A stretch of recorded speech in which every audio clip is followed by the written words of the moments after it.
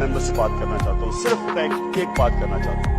मैं यहाँ ऑपोजिट बैठा हुआ था, इसी वजीर ने जो जुबान मेरे ऊपर इस्तेमाल की, मैं चुप करके सुनता रहा, मेरी सारी पार्टी चुप करके सुनती रही। हम आराम से बैठे क्योंकि जमहूरियत के अंदर हौसला चाहिए, बर्दाश्त चाहिए, आपको हौसला चाहिए, दलेरी चाहिए। जमहूरियत के अंदर ये नहीं होता कि एक आदमी आप अपनी बात करते और अगले बैठ तो प्राइम मिनिस्टर बैठा सुन रहा है और इस तरह की जुबान गैर पार्लियामेंट्री जुबान इस्तेमाल की जा रही है। ये तकरीरों में करे, आपको मैंने एक दफा कहा है कि प्लीज डोंट इंटरफेयर। पार्लियामेंट में ऐसी जुबान इस्तेमाल नहीं होती, इसलिए इसको पार्लियामेंट गैर पार्लियामेंट्री कहते हैं।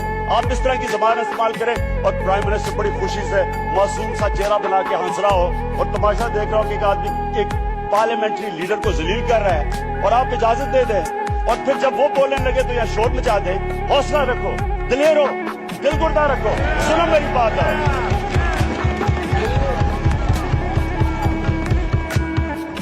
अब सुने स्पीकर साहब, मैं जो कहना चाहता हूँ वो ये कि देखें, मुझे आज मैं एक और सवाल का जवाब पूछता हूँ इससे।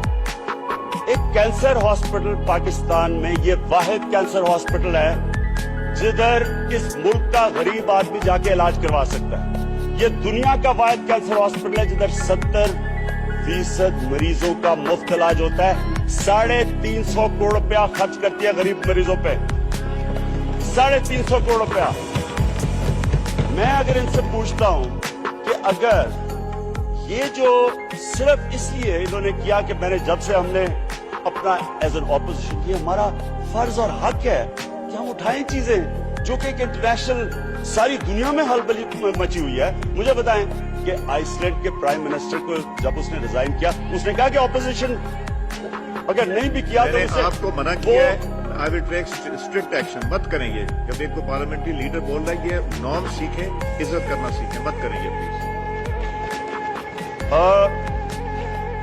प्राइम मिनिस्टर जब भी आइसलैंड का जिसकी अपनी पार्टी के लिए रिजाइन करो, क्या उसने कहा कि ऑपोजिशन आपने भी ऑफशोर कंपनीज है?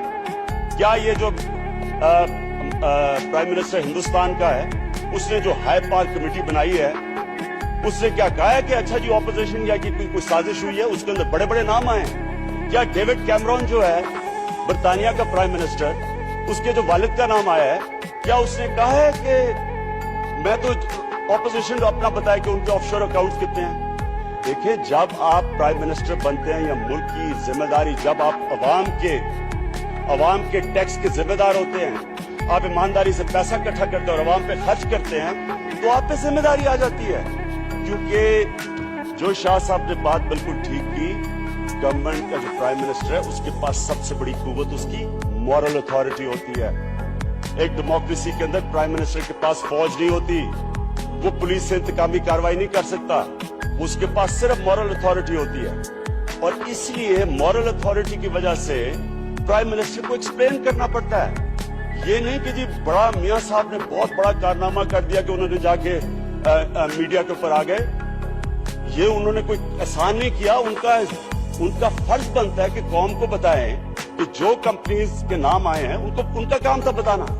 मैं वापस